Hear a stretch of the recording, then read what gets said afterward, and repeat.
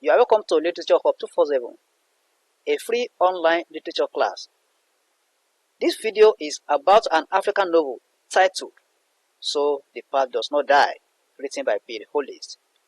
Earlier on this platform, we discussed the prologue as well as chapter 1 of So the Path Does Not Die. So if you need a link to any of those videos, just make your request through the comment section that I will send you the link, and I will do that. Let's go to the classroom. This is chapter 2 of So the Path Does Not Die. In chapter 1, Musu, the grandmother of Finaba, has taken she has taken Finaba to the Fafe. That is where the circumcision is going to take place. Let's now see what happens there. The events take place in the Fafe. Finaba is with her age mate, carrying out the initiation process when her father and mother interrupt the process. The people shout and rain curses on Finaba's father and her family. They rain curses on them for the interruption. Finaba is afterward whisked to a clinic where she is later on a metal table for examination.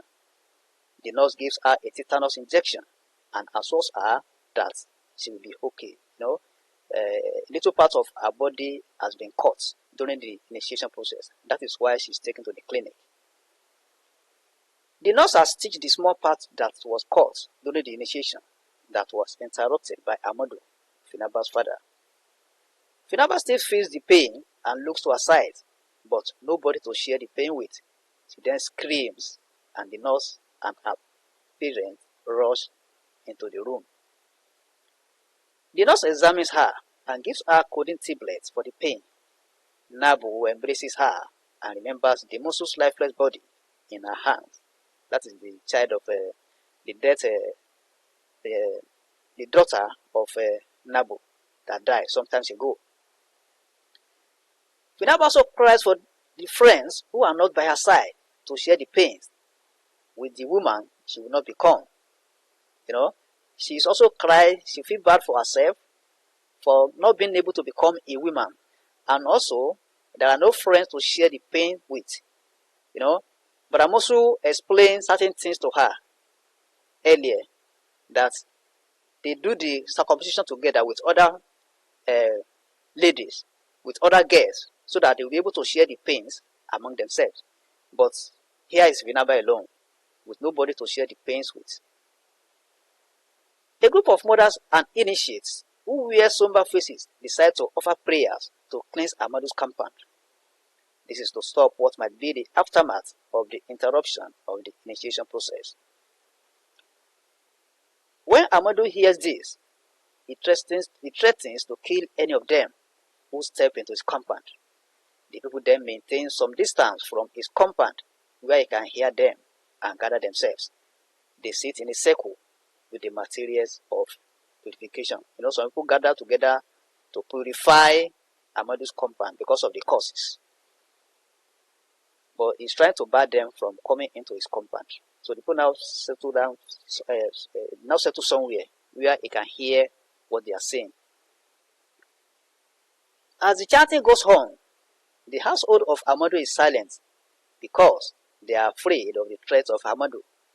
Nabu, his wife, has invited Amadu's brothers and other men to salvage the situation. They are to stop Amadu if he makes any move to cause trouble. Finaba, on her own, is in dilemma of who to support. She wishes to be with her father, but no, she should be with the women. She believes the women should offer sacrifices to purify the village because men are barred from entering Fafe. And her father has gone to the Fafe, which is against the regulation of that Fafe.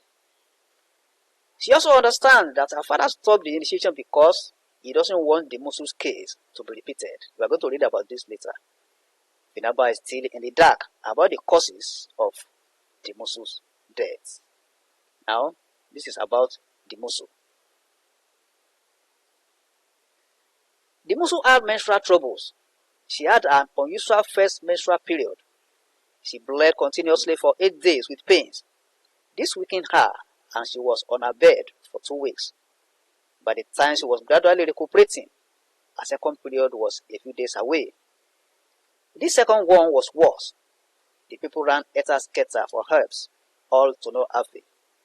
By the third day, the Musu had become the ghost of herself. Everybody has lost hope about her, but miraculously, the bleeding ceased and she became lively again. The fear of the Musu's next cycle made Baramusu and Nabu take her to Payata. The latter performed an initial ritual on the Musu and told them to go and bring Finaba. Baramusu dashed out to bring Finaba. Payata declared that he was not sure yet until he placed his hands on Finaba. He said such things happen once every 3 or 4 generations. Payata was busy with his talismans, amulets, and herbs, and mixing different portions. He came out of the room again and placed a calabash on the Musu's stomach. He shook his head and went back to another part of the room. The more he does this, the more Nabu sobs. By the time Baramusu arrived with Finaba, Nabu and the Musu were crying, and Finaba also joined them. It took the efforts of Nabu, Baramusu, and Payata to persuade Finaba for the examination by Payata. Payata performed the examination and declared that the Musu and Finaba were Denkileni, quote unquote. He explained further that they have come to show the path, and when they have fulfilled their purpose, they will die. That's meaning of Denkileni that he said there. Baramusu corroborated the revelation by reminding Payata of the ancestors who visited her before Finaba was born. Nabu was not convinced because she had heard predictions like that in the past that didn't come into reality. Payata made a clarification about Namfa and Denkileni. He said that Namfas are restless and come again and again, but Denkileni come in pairs. One is born exactly 15 moons after the other. They stay until they finish their business and then live forever. He added that they can die very young or live for a long time. He said such children come for the good of all, and no amount of sacrifice can stop them from living. The Musu died after her initiation, and Baramusu believed that her death is a lesson to the people that they are derailing from old ways. Amadu and Nabu see it as a warning to the people that initiation is harmful. This confuses Finaba as he listens to the women performing the purification rites. Finaba heard a voice resembling that of Baramusu, seeking forgiveness of their sins. They asked for the forgiveness of Amadu if he is ready to walk in righteousness, or else he should be dealt with. Amadu is taken over by anger in his house. Finaba's uncles are also on alert. In case of Amadu tries to burst, Nabu keeps Amadu's machete out of his reach and stands in the middle of the doorway to offer assistance to Amadu's brothers. Nabu is also annoyed with the people inviting the wrath of God on our family for protecting their child. The verse continues, mentioning the names of Amadu, Nabu, and Finaba. It says, if they refuse to seek forgiveness, may they never know the comfort of home, and that no fruit comes from anything they lay their hands on. Ironically, some moments later, the women who are aware of Amadu's threat run into his house for refuge. Somebody has chased them off the place with a machete. Amadu and his brother are confused by the development, and they prepare to confront the person threatening to harm the women. Amadu's brothers grab their machete, while Amadu picks a log when he can't find his machete. His wife has already kept his own machete. They rush out of the compound and are surprised that it is Nabu, Finaba's mother, who chased the women. On the advice of some village elders and Amadu's brothers, they moved out of Talaba that afternoon. They follow a footpath at the back of Amadu's house as fast as they can to link the main road to catch a minibus. Amadu replies to Finaba's question that they are going to Freetown. Finaba says she doesn't want to go. Her father tells her that it's not good staying long in a place.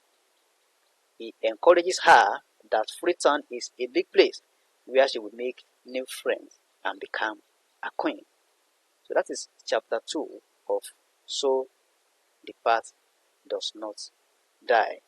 So if you are new on this platform, try and click on the subscribe button so that you'll be part of this platform and the bell icon. Whenever we produce any video, you are going to be notified. You are free to share any of our videos on any social media platform. Like the video, invite your friends and colleagues to join us.